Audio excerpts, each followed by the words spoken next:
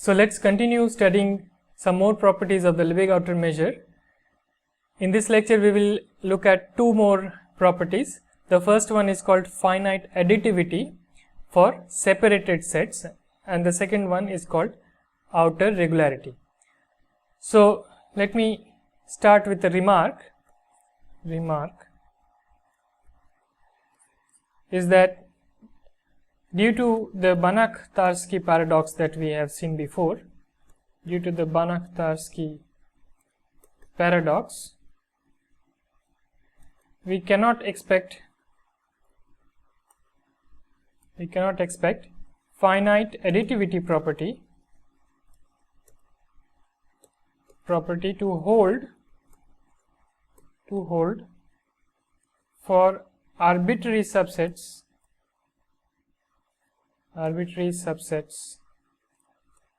E f of Rd.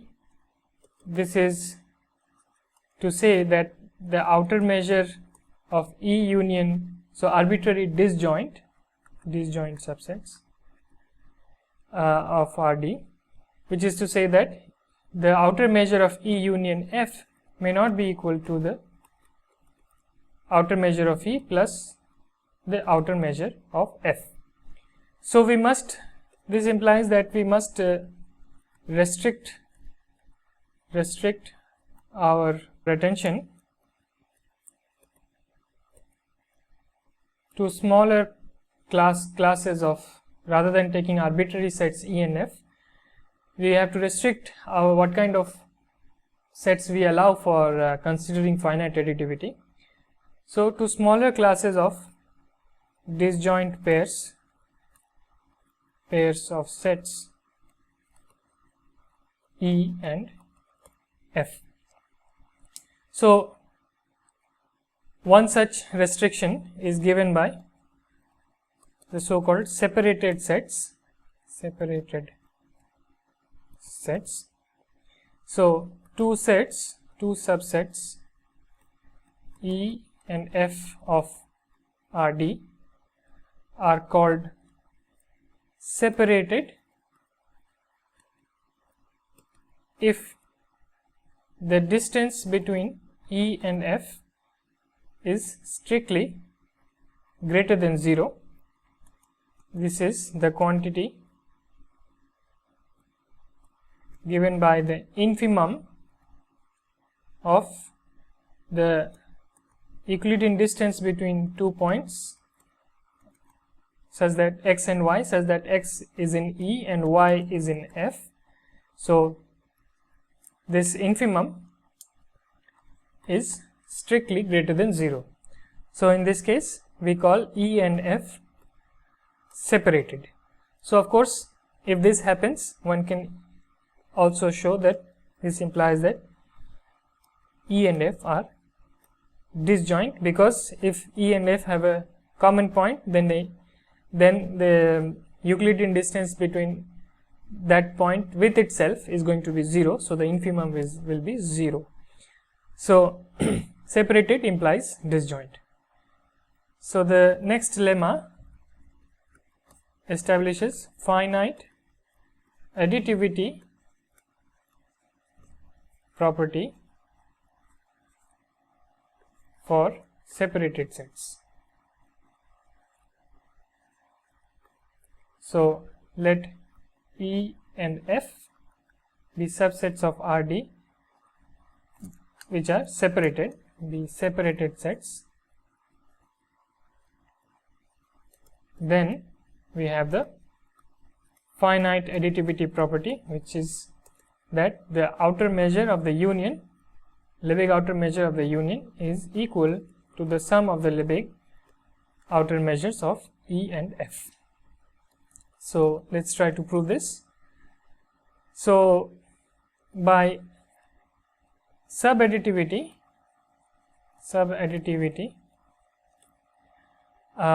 we have that the measure of the outer measure of the union is bounded above by the sum of the Lebesgue outer measures of E and F. So we have seen countable subadditivity. So So in this case we only have only 2 sets, but we can add infinitely many, countably many empty sets, and then the measures for all the rest of the sets will be 0, and we will get this inequality. So countable subadditivity implies finite subadditivity.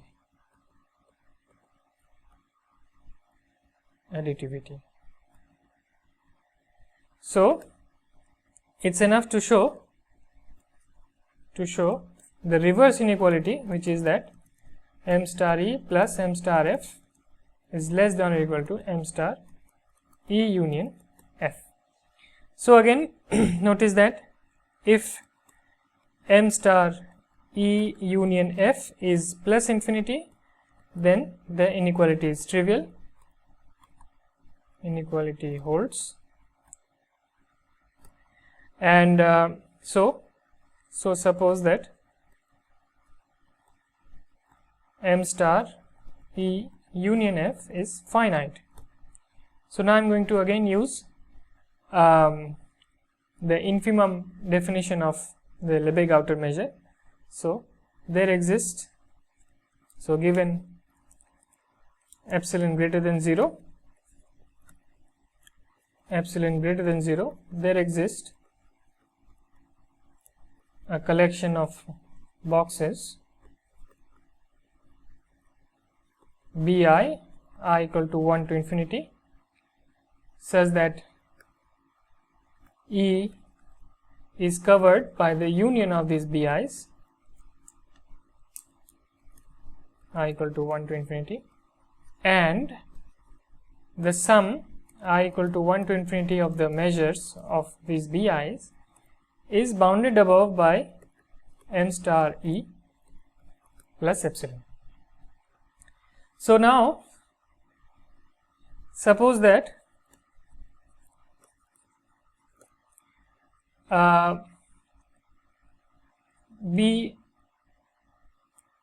suppose that we have sub collections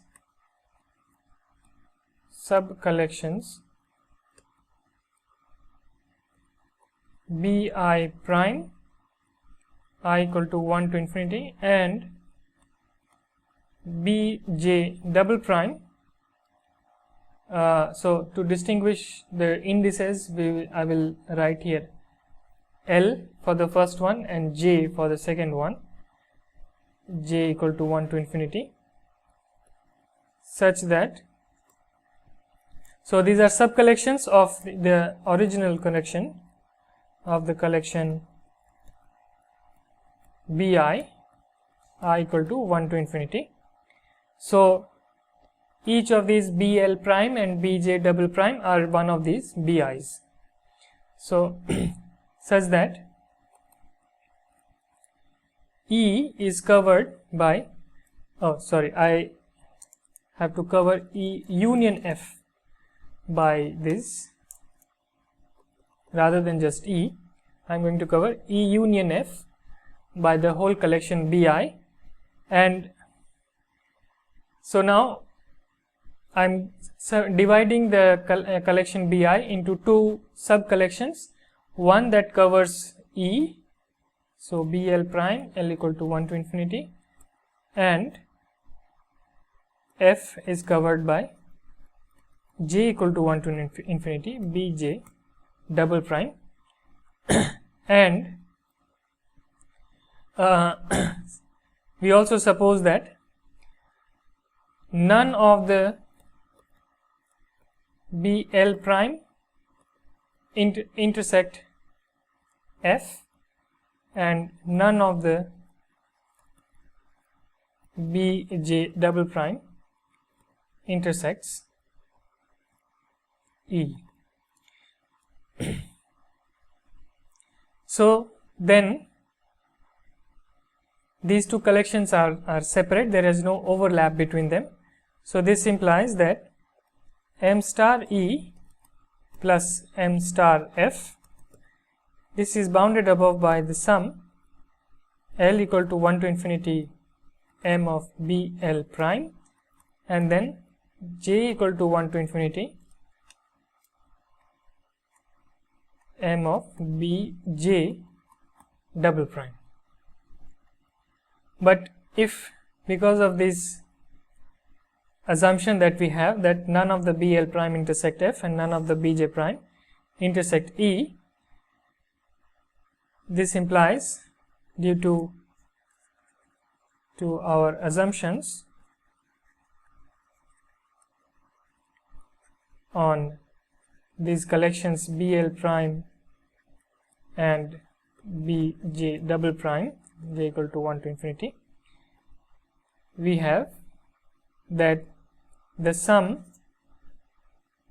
I equal to 1 to infinity of the measures Bi is equal to L equal to 1 to infinity m of BL prime plus j equal to 1 to infinity m of Bj double prime. So this is because there is no overlap, overlap between these two collections BL prime and Bj double prime. So this implies that the measure of outer measure of E plus the outer measure of F is bounded above by this sum MBI, but this was chosen such that this is less than or equal to M E union F plus epsilon, and since again epsilon is arbitrary,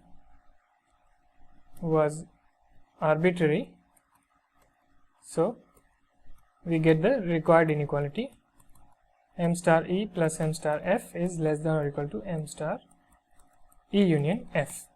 But now in general,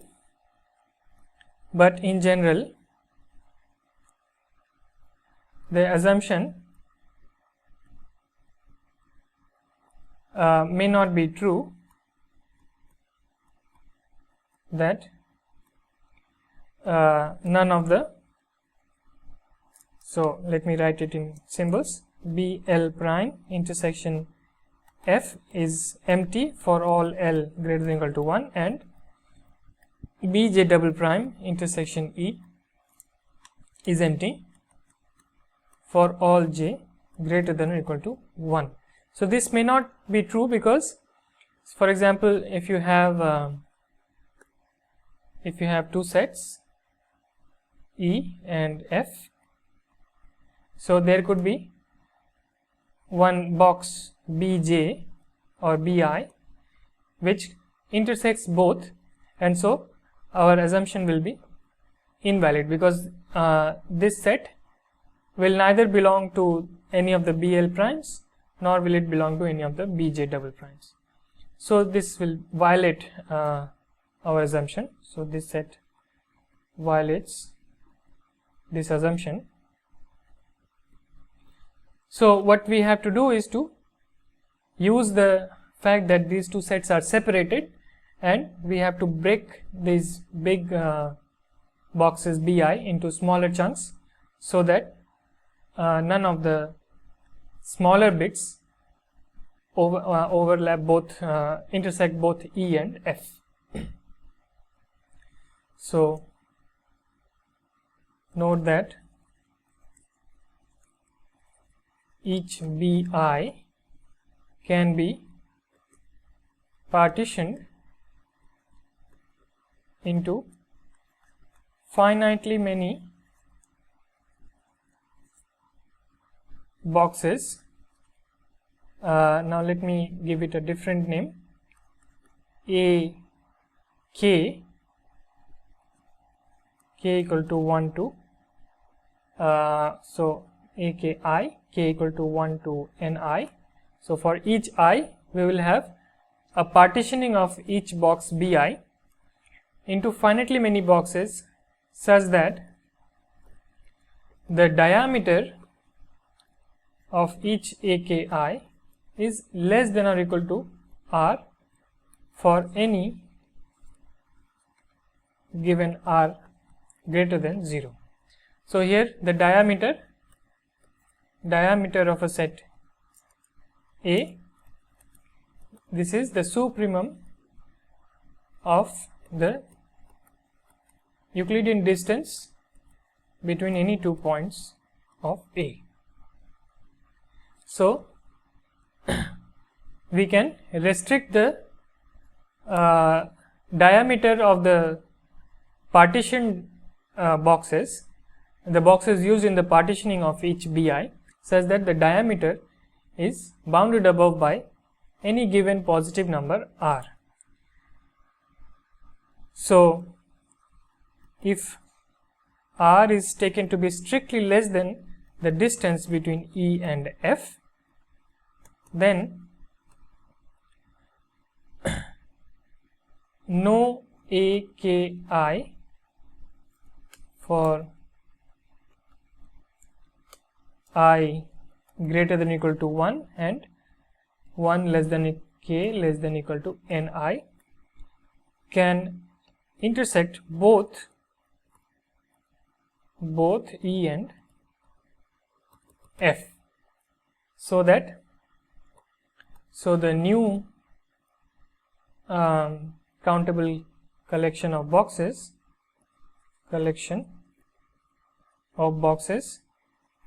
AKI I equal to 1 to infinity,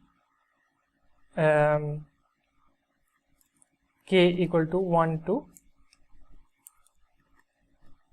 Ni. So this collection covers E union F, because the union, when you take the union of these AKIs over K, this is precisely BI, because this is a partitioning of this box BI, and this collection satisfies our assumption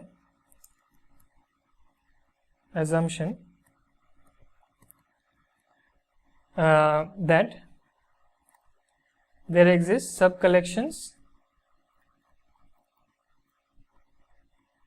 A. So rather than taking two indices, I can rewrite it, re-index it to write it as a collection n equal to 1 to infinity. So now we can break these this collection ANs into two subcollections, AM prime and let's say AQ double prime, Q equal to 1 to infinity, such that E is covered by the first collection and F is covered by the second collection, and it also satisfies that AM prime intersection F is empty for all M, and AQ double prime intersection E is empty for all Q. So this assumption will be satisfied once you subdivide each box BI into smaller boxes with diameter bounded above by the distance DEF. So note that this is a positive number, so R can be chosen here greater than 0.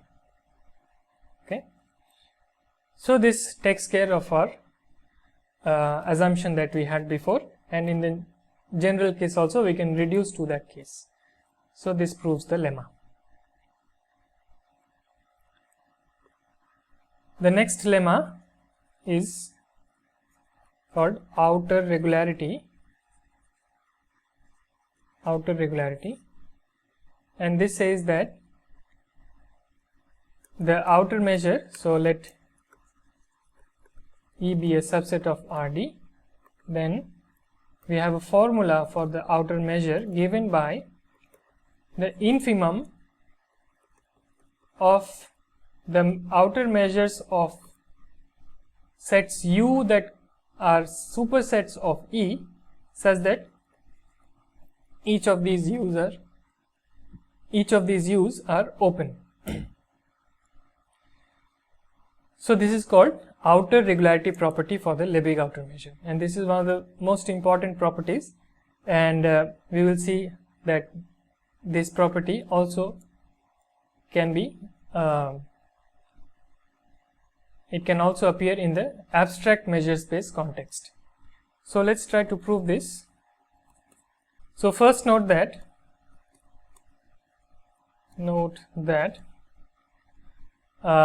m star e is less than or equal to m star u for any open set u that contains e. So we can take an infimum on the right hand side, and we will get m star e is less than or equal to the infimum of these sets u. Each of these u's are open, and e is contained in each of these open sets u. So this is obvious from the monotonicity property. Now, so it suffices to show the reverse inequality, which is that infimum over open sets of m star u is less than or equal to m star e. So in particular, what we will do is we will show that given epsilon greater than 0, we have infimum of these sets m star u is less than or equal to m star e plus epsilon. So again we use the epsilon trick, and we will try to show this inequality here.